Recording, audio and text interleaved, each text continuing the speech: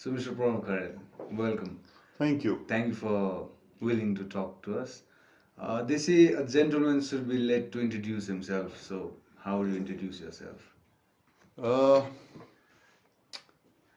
I would like to go with my profession. I am a sociologist by training, um, and for the last 7 years, I've been pursuing academics full time.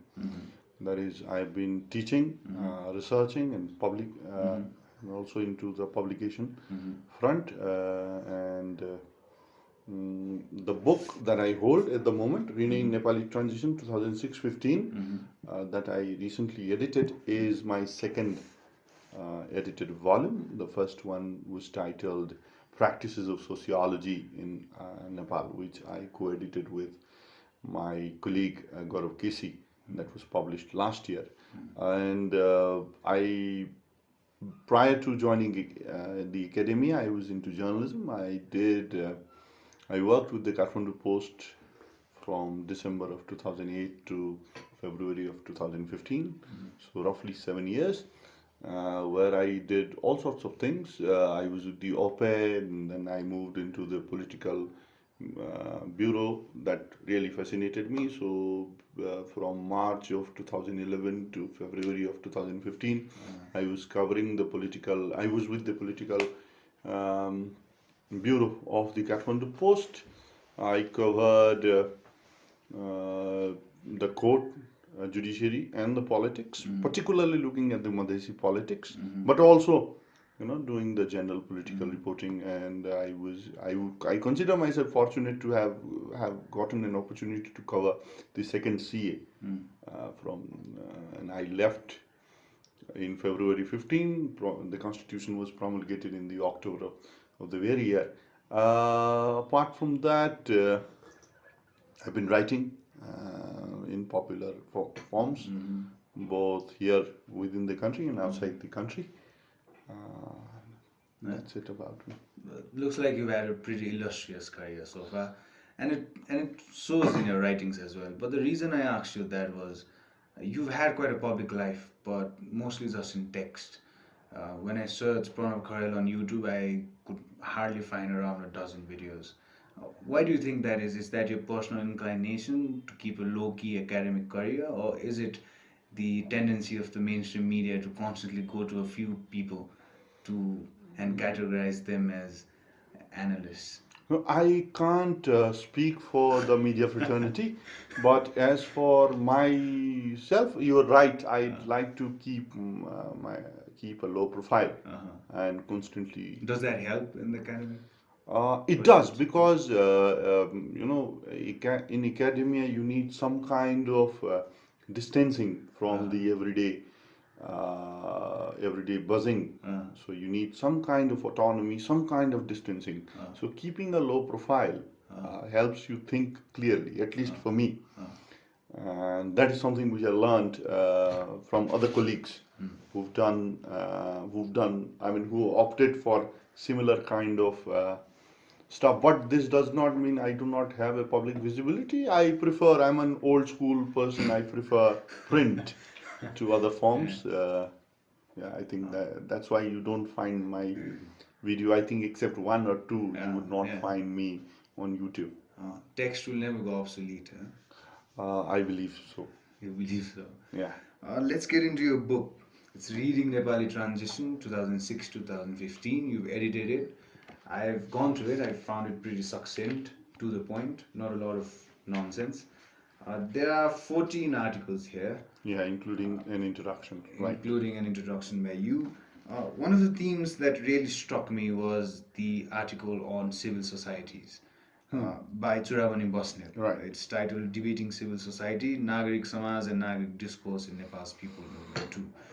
I will not go very deeply into the article. People have to read it to find out. But my question lies in the article claims that there were two kinds of civil societies then. One that was mostly backed by NGOs, the other kind of spontaneous, Nagarik conducted society. Do you see any evolution right now from that period thereon? Do you see it being more dominated by NGOs? Is it more hierarchical, or has Krishna Pahari's and Devanaraj Pandey's dream become true in Nepal? Okay, I'd like to put it this way. As we speak, we are seeing the election results of for the federal parliament as well as for the provincial setups, and we've seen a new party among various parties. I'd like to talk about Rashtriya Swatantra Party, which, if you will, I could say the leadership of that party partly comes from what we generally understand as civil society, because some of the members of that party and some of them who have won, or at least some of them whom I know are in the PR list, were part of what we generally consider civil society. So, in that sense, the time when Chudamaniji, a sociologist who teaches at South Asian University, Delhi, wrote. By the way, this book is a reader. So we, apart from two chapters and introduction, almost all texts have been reprinted, as you could see that. So, but anyways, the point that Chudamaniji has made here, that there are two kinds of trajectories for the evolution of the civil society, is partly is mostly true. But then there has been an addition. If we look at Rashtriya Swatantra Party, not just Rashtriya Swatantra Party, people don't talk about another very important party which is now in this election lost very badly, Madhesi Janadhikar Forum, which actually was registered as a non-governmental organization, which articulated interests, cultural, political, and other interests of the Madhesi community as such. So, in that sense, Rashtriya Swatantra Party would be second of its kind to have sort of transitioned from an NGO, civil society background to becoming a full-fledged party. The other half of your question, are our parties, civil societies, hierarchical? Of course, they are. I mean, we have two kinds of civil society even within them, something which even Chudamaniji indicates. Traditional civil society, by that I'm referring to NGOs, the established ones were hierarchical. I would not like to name, I mean, as you rightly said at the beginning, people, I would like your audience to go through the text for themselves. But the traditional NGOs have been hierarchical. As we can see, the leadership is revolving around particular individuals, and they are very much conscious of the hierarchy and protocol. And that has, I think, partly got to do with the fact that the leadership of this NGOs, which we call civil society, has also enmeshed itself in the political life. Yeah. They've been very close to the political parties. How? They've been very close. Okay, if I name one NGO, INSEC, traditionally very close to UML. Let's say, and we know that Pacurel brothers have been running the show for a long time. Pacurel brothers have been very close to UML. So, that kind of schooling that the party does is also reflective in these organizations. So why is it that Rural Reconstruction Nepal RRN revolves around Dr. Arjun Karki, and that's one set. But there are other organizations which were less hierarchical, or if you like, flat in their nature. Led by mostly young. Young would be. I mean, there are two kinds of classification of young by age and young by thought. So both, a mixture of both. I mean, they are flat. Some of the organizations that Dr. Chudamani mentions in his chapter there. So we have two sets. Why are they hierarchical? Some of them are hierarchical, others are not. If I may put it like that. Okay. Another theme that I really liked in the book and what struck to me was this idea of a pan-Madhesi identity, and the article clearly, claims that such an identity does not exist. That there are a lot of nuances there. there are a lot of actors there, the high class Hindus, the Adivasis, the Muslims, the Dalits. So, is there a pan-Madhesi identity in Nepal? Could there be? And what does the rise of CK Raut signify to that identity? Will he, fracture that identity mostly built by Upendra Yadav and such, or will there be changes? Okay, I think I'll take a long shot of it. I think you're referring to Dr. Bhaskar Bhaskar Gautam's Gautam, yes. chapter. Understanding Madhesi contentions. Yes, understanding Madhesi contentions. I'll take a long shot, as I said. Madhes as a political entity has always existed there in the Nepali political landscape. However, in the earlier avatar, it may have existed in a peripheral way. For example, Vedananda Jha in the early 1950s itself had floated a party called Tarai Congress, Nepal Tarai Congress, and he had advocated for Hindi being recognized as one of the national languages, so on and so forth. Then he was, in the due course, he was co-opted by King Mahendra, and then then that process got stalled. Then you have Gajan Narayan Singh coming with a Congress stalwart, but breaking ranks with his party and coming to the scene, and then floating a party called Nepal Sadhvana Parishad.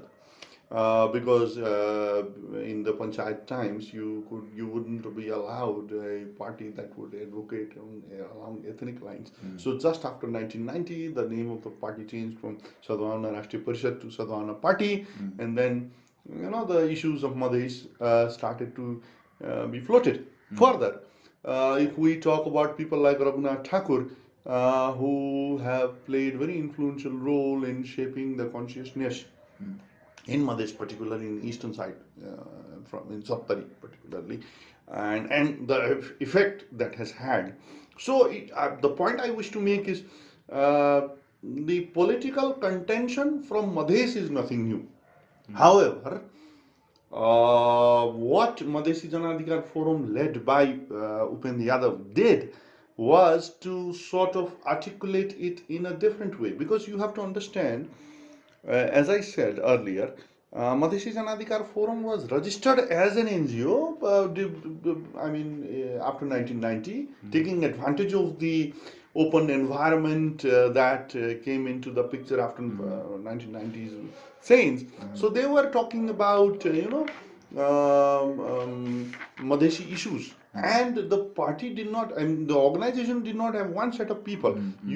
One of the architects of Madhesi Janadhikar Forum as an NGO was Jayaprakash Prasad Gupta, who was actively involved, simultaneously actively involved in the Congress politics. Or you had, the just outgoing Chief Minister of Madhya Pradesh, Mohammad Lal Babu Raut, who was also involved in Madhesi Janadhikar Forum. So what I'm trying to hint as is there were many undercurrents at play.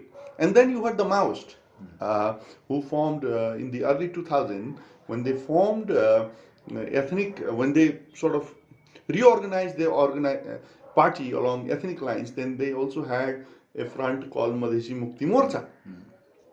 So all this has to be understood. The issue that Upendra Yadav sort of brought to fore was, I think, a culmination of a long historical process. And we also have to understand the sociology of Madhesh, the sociological undercurrents in Madhesh, that sort of, to put it briefly, after 1990, we accelerated the process of liberalization, privatization, and globalization under the pressure from international financial institutions like World Bank and IMF. So as a result, the state was not able to invest. We had a paradoxical situation then. We said we are a democratic setup, so that meant state had to intervene. But then, because of the given international environment, international architecture, if you will, international order, we were under the constraints from international financial institutions like World Bank and IMF, where the state was actively being asked to roll back. So instead of irrigation, for example, hand pumps were being encouraged in Madhesh. That sort of dried the irrigation, and that led to the decline in fertility and production. So that meant a large section of the Madhesi youths migrated to Gulf, because after 1990 you also see liberalization of passport. So many things happening together, So that when they go there and they remit money, so the remitted money is being used to, buy property. Why Yadav? Why not a Jha or a Mishra or someone else? No one is asking this question today. So a lot of money was being remitted, and that changed the land purchasing and property purchasing relationship in Madhesh. And that only accelerated with the process. With the Maoists coming into the scene, many youths started leaving, not just in Madhesh, but elsewhere also, but specifically for Madhesh. Many youths started leaving for abroad, and they started remitting back money. So that changed the caste equation. So now even what we call as the OBCs, other backwards, and certain Dalits also started having access to money. They could buy property, they could build houses, or if they had temporary shelters, they would make it permanent. That changed the caste complexion of the society, and that altered the equation. And to answer the second phase of your question, what happens with Seeker Raut? Seeker Raut represents at least two things for me. One, Seeker Raut represents a new wave in the Madhesi politics, because the likes of Mon Thakur, Upendra Yadav, Rajan Mahato are now, I think, they've been tried, tested for 15 years. They have, I wouldn't say they haven't delivered, but that delivery has been very partial. What they have always done is, and I don't blame them whole soul, because to change law you have to go to the parliament, and parliament is also a place of arithmetic. When you don't have numbers in your favor, you have the agenda, but then you don't have the arithmetic, so you have to compromise. And oftentimes that compromise was being seen as the larger issue being compromised with the power bargaining. So that created frustration. That led space for people like C.K. Raut, who picked up grassroots issues. For example, issues of the farmers, peasants, I would say, not even farmers. Farmer is the wrong word, peasants. And he built his base. He is the new leader of the OBCs in Eastern and Central Tarai. But as election results show, we cannot even confine him there. His party is also winning in the western side. So this is reflective of the caste change in the caste equation. And therefore the political landscape of Madhesh. Where do the Tharus fit in this equation? Because the recent success of the Dhakia brand in the Western Nepal, will it cause this एउटै डालोमा सबैले हालेको थियो, अब there's time to recategorize that equation? I would put it this way. If you look at a chapter here by Krishna Pandeyji, he talks about the increasing, I'm quoting Krishnaji, Madhesiization of the Tharus, which is partly true, because when the eruption took place in 7-8, the entire 20 plus districts of the southern belt was being led by Madhesis of certain stripes coming from certain geographical locale, particularly central and eastern Tarai. Yeah. And the Tharus were sort of being subsumed within the broader category of Madhesis. Of course, they have their own grievances. They have their own issues. The marginalization of Tharu is manifold compared to Madhesi upper caste. The Madhesi upper caste is being discriminated probably on cultural ground. But here, in this case, Tharu is not just being discriminated on the cultural ground, but his or her labor is also being exploited, for example, in the form of Kamaiya. Yeah. So there is double or triple sort of exploitation. So as a result, you see that the Tharus of the Western Tarai, primarily but not exclusively, have revolted. They have sort of resisted this this clustering together and taking them for granted, if you will. And so, but then we will also have to pay close attention to the internal nuances in Madhis. It's not just the Madhesi caste group or the Tharus or the Pahades that are there. So when we talk about, for example, let me just go back. When we talk about the Madhesis, no one is talking about the Madhesi Dalit. Yeah, exactly. And particularly Madhesi Dalit women, what we call the minorities within minorities, if you will, the most marginalized. We're not talking about them. We're not talking about, even Tharus, we are sort of, trying to put them into one basket. But isn't that sort of inevitable, No. Lokranjan Parazuli touches that in his article, right? Okay. His categorization Okay. inevitably benefits some group I- and disadvantages some other group. right?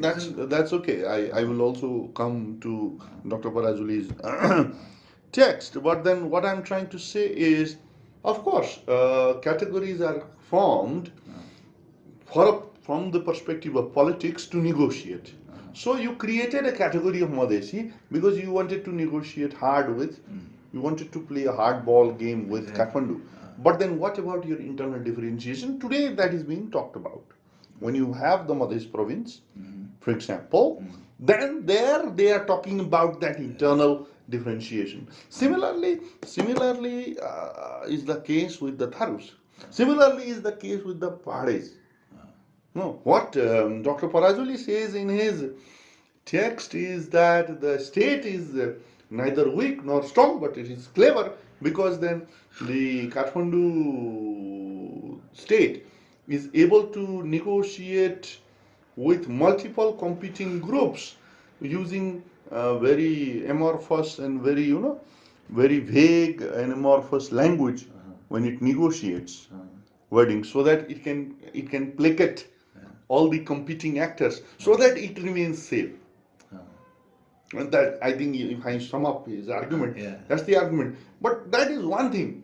That is from the perspective of the state. Okay, I understand that. But the point I am trying to make here is, as an academic, as a politician, you may have a very different kind of a permutation and combination. But as an academic, trying to understand these dynamics, I think it is but very necessary for us to unpack these categories and see and show how these categories were formed historically and how they are being negotiated. None of these groups are saying they want a separate state. They all of them want to negotiate within the geographical boundary of the state of Nepal. So how is Nepali state negotiating with them? Something which Dr. Palazuri highlights in his chapter. Something which Mukta Tamang also highlights. Something which Dr. Tamang also does in his chapter on how CA, how the Janjati sort of viewed CA, and they also saw that as an opportunity to frame their issues. So that's the point. There are multiple axes along which these negotiations would take place. So what went wrong with the negotiation process of the indigenous people? Okay, let me put it like this. Were they not so clever as the Madhesis, or they figured out they had to be one block? No, I wouldn't say that. Yeah. I would borrow a phrase from C.K. Lal, and I would say the permanent establishment of Nepal. There is something which he calls PEON, or permanent establishment of Nepal. has made sure that because of this cherry picking, especially when it comes to community politics, the cherry picking that Nepali state has done, especially since the time of Mahendra, that cherry picking and that continued afterwards, sort of created different kinds of political communities. So, Janajati. So, Padma Sundar Laut is also Janajati, coming from the RPP royalist background. Then you have Suresh Ale Magar, the founding General Secretary of NEFIN. Yeah. So you have different stripes of Janajatis. Similarly, you would have different stripes of Madhesis. As far as the Janajatis are concerned, I have always understood that Janajati movement has at least two highways, if you will. One is the highway of Nefin, which is closely associated with the parties, particularly parties on the left of the political spectrum. I'm not saying people close to Congress, are not there. Of course, they are there, but the dominant force has been people who are on the left of the political spectrum. The other highway has been the highway of activism. So there are at least two highways, academics and activists. But you cannot, at one point you cannot have a very clear distinction between the two. However, we can show these two highways. So, for most part, Nefin played a role. They framed the agenda, and then you have the Maoist who again framed the agenda when they again reconfigured their organization along ethnic lines in early 2000, the phase that they call strategic offensive phase. So they did that, and they provided a new impetus to the ethnic politics. So you had 2 to 3 kinds of phases now. One was Nefin, the other was the activists, closely aligned with the Nefin, or closely aligned with the Maoist. Yeah? Because I will come to your point, because we have to understand that the Janajati politics does not only here, the indigenous politics does not confine itself within the national boundary per se. They consider themselves to be part of what is called the fourth world, Chautha Vishwa, the world of the indigenous. And there are international instruments, international legal instruments that help them ascertain their rights, because it is understood, and rightly so, that they have been dispossessed of those rights from their land and from the resources. So, our Janajati movement also sort of got influenced, naturally got influenced from all of this. So, when they sit down to negotiate with the state, all of these factors come into play. And state, as Lokranjan says, is a clever state. It will negotiate with Nefin, then it will also negotiate with the Bahun Samaj, Chettri Samaj, and create a competing environment to the extent that Bahuns and Chetris have claimed indigenous status in this country. To my utter dismay. Because what happens is, once you classify, state classifies, classification by state is subject to receiving succors from the state, benefits from the state. So the otherization that the Chetris and the Bahuns felt is being reflected today on the grounds through votes. Let's go on a tangent here. Okay. How does the whole agenda setting or activism work in the academic setting? How do academics take part in activism? Okay, I don't think so. I'm the right person to answer this. But those academics who have opted for activism, see, what happens is academia opens a new vista for you. It in terms of the way you think. So it so may happen that you get radicalized with ideas, with thoughts, with processes. That there is no problem in that. So Do you believe that mostly happens in universities, at least in Nepal? no, I'll come to that, but I'll come to that. What happens is, I'm saying on a general scale, what happens is you are affected by an issue, positively or negatively, you are affected by an issue, and therefore you feel close to a particular issue in a particular way, and you have your academic training, and depending on what kind of training you've received, you may sort of, identify with a particular issue. We've had, I come from sociology, but I club sociology, anthropology together. JNU, basically.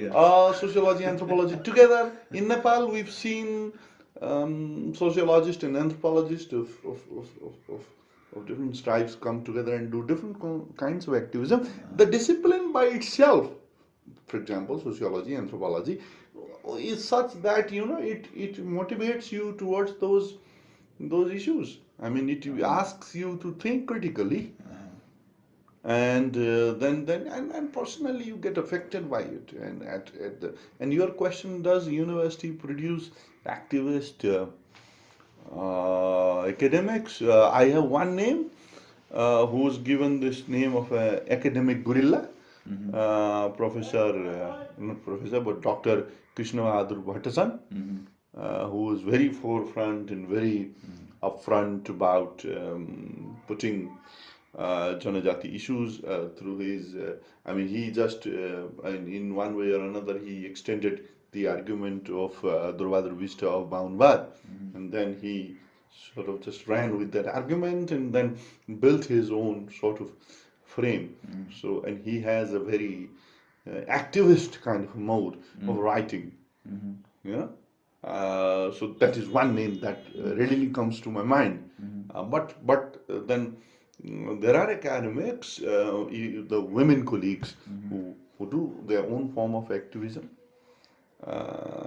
through writing, through participation. So activism doesn't mean you always carry a placard. You can be writing. You can just silently participate and register your dissent or approval, howsoever the case may be. Let's move to one of the two foreign writers in the book, Simon Robbins. I found Robbins pretty interesting and fascinating in his attempt to portray how transitional justice works in Nepal. But I found it quite confusing, and I hope you'll clear it out.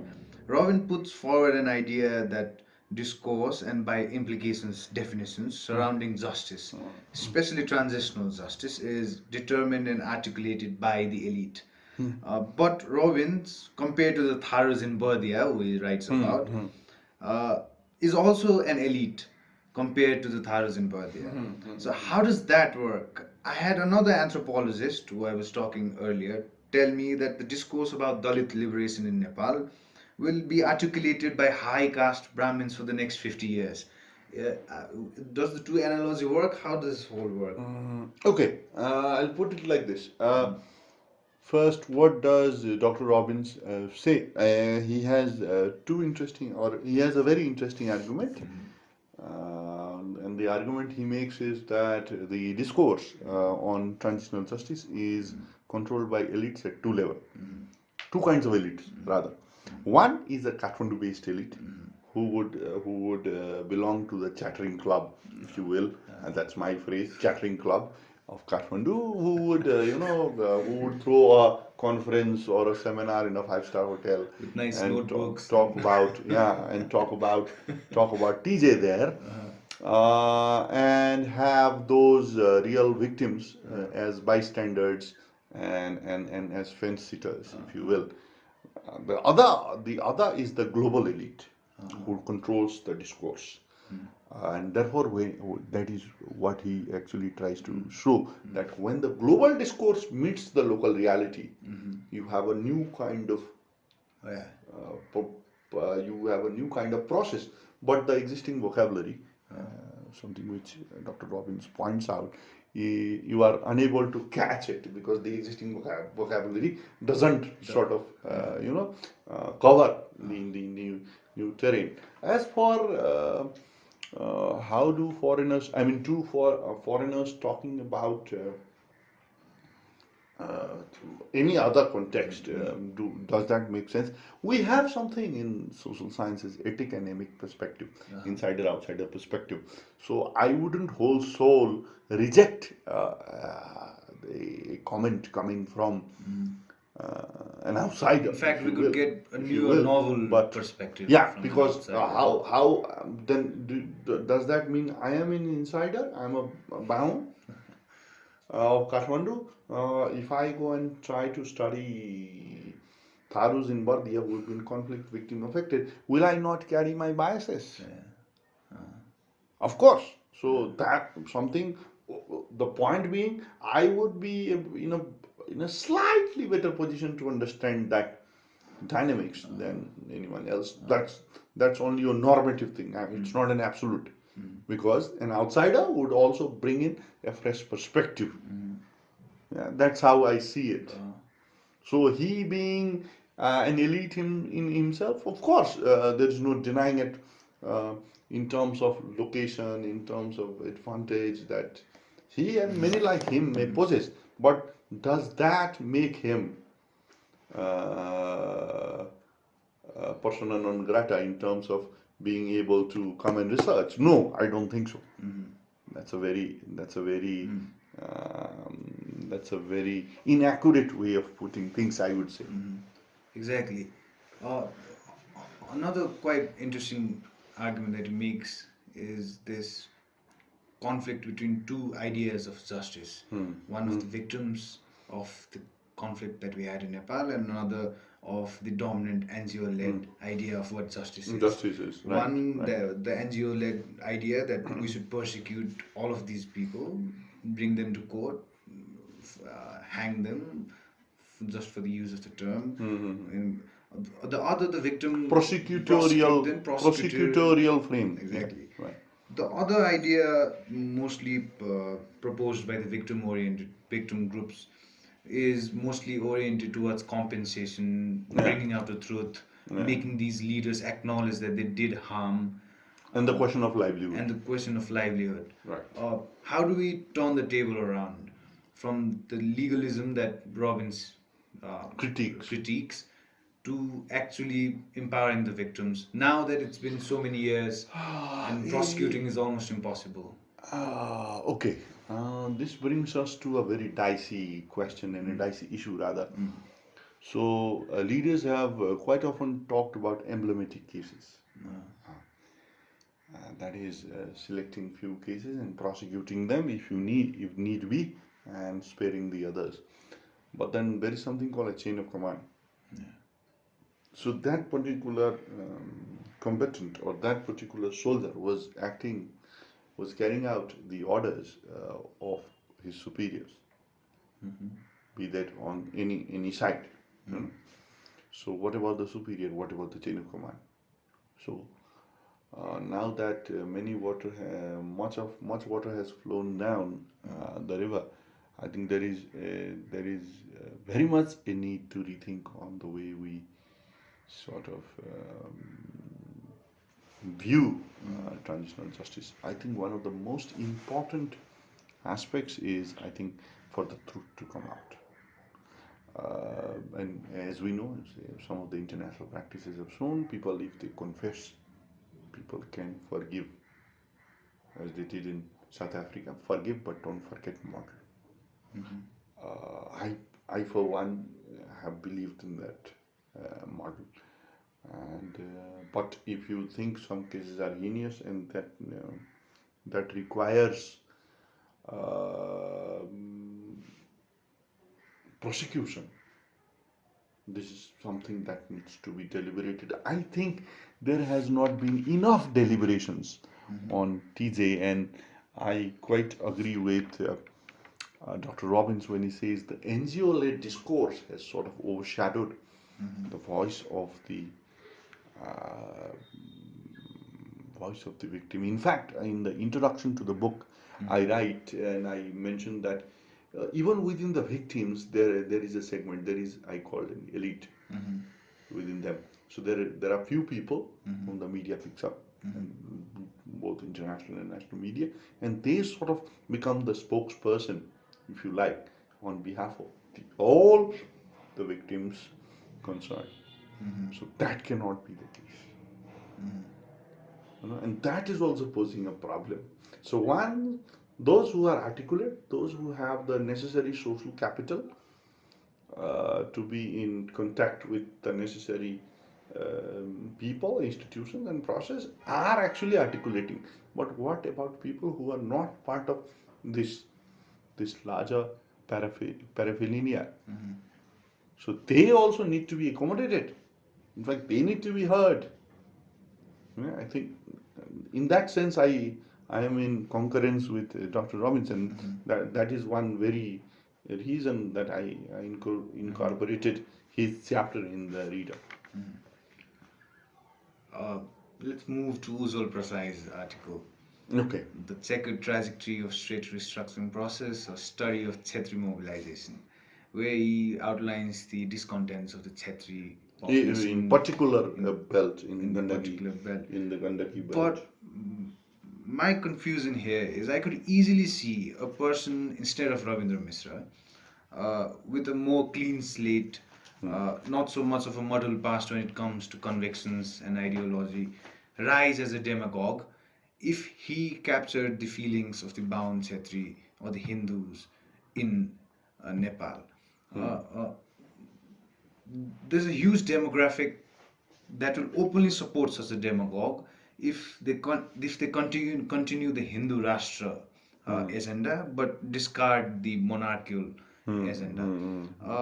How do you make sense of that?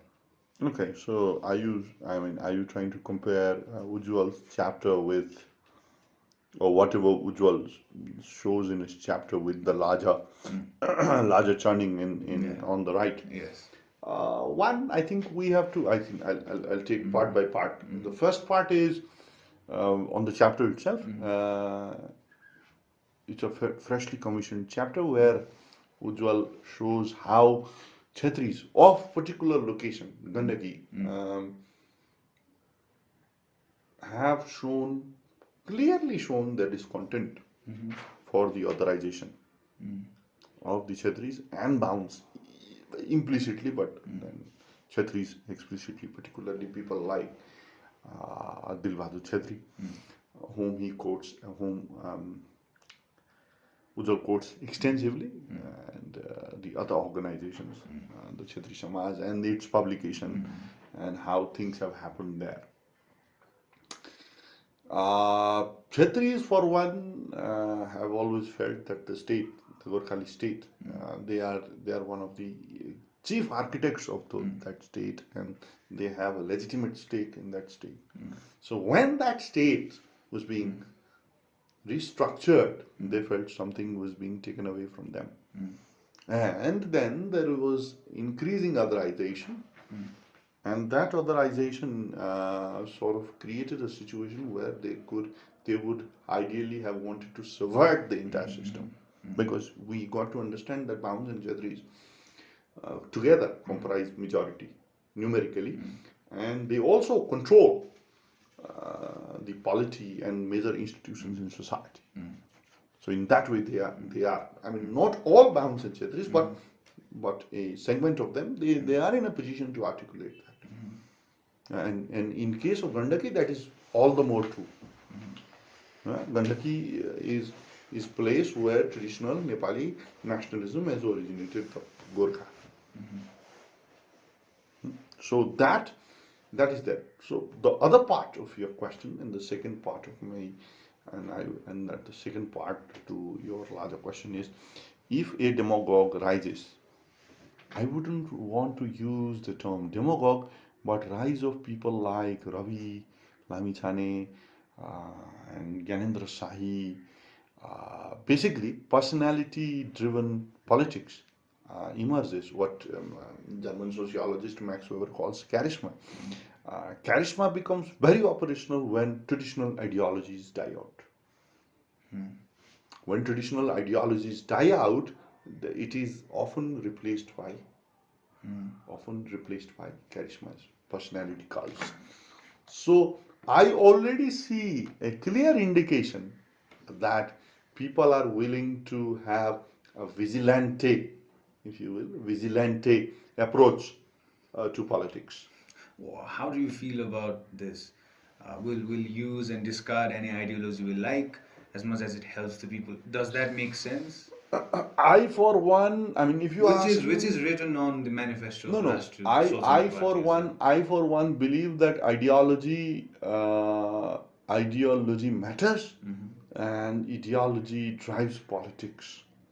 What kind of ideology we can debate, but you cannot say this vandamathi, daya bichar vandamathi this, and then that itself is an ideological position that you are making. No offense to Ravindra Mishra ji, but then that is a proposition. But then there is a larger context to that we got to decipher and understand why such an ideological position works.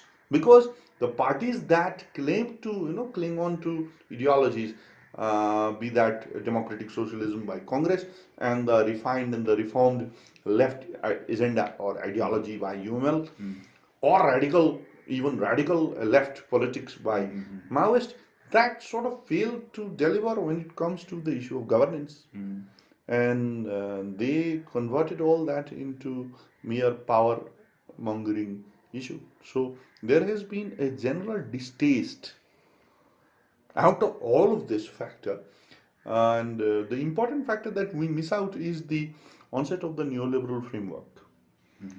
By neoliberal framework, I would be in two levels. One, the neoliberal framework generally understood, privatization of essential services, what is known as core sectors. Education is being privatized, health is being privatized, so everything is up for sale. Second, what it does is, and this is less talked about in Nepal, neoliberalization, what it has done is it is creating what is known as gig labor. GIG, gig labor. Gig labor is contractual labor. So you do not have a sense of permanency. Why are you shifting to the right, if you will, if you want to understand? Why are these people being very successful? Ravi Lamithani for me is no different from Ravindra Mishra in terms of their ideological frame. And that is quite clear because he is against federalism. So, and he's giving no real reason why federalism should not be there, apart from the rhetoric that it is very costly, so on and so forth. So what I'm trying to say is neoliberalism, at least at the two levels, and particularly this gig labor, contractual labor. Gig labor is a term that you find in today's literature. You are converting people into contractual labor. So there is no social safety net. There is no certainty, in other words. You are asking a large section of the population to live in uncertain times. So where will this population go? It will definitely look towards a personality because parties have failed to deliver. So there are two counts of neoliberalism that is operational here, and this is not just happening in Nepal. Nepal actually is following the global trend. Both the forms of neoliberalism have affected many parts of the world, including India, including US, including Europe, and we are just about there following the same sort of trend. So that is shifting people away from party to personality. Not to forget that we have historically practiced politics which has focused on personality because given our social setup, which is more personality driven. Even if we look at our own family structure, it is personality driven. So it is the parent who will decide. Then at the community, then at the national level. So all this put together, I think is a culmination. So to say Ravi ji or Ravin ji are coming all of a sudden is I think a misplaced way of putting things in perspective. Let's end this. Thank you, Mr. Pranab Kharel, Thank for you, this conversation. Rishabh ji, for having me on your show. Thank Thank you. you very much.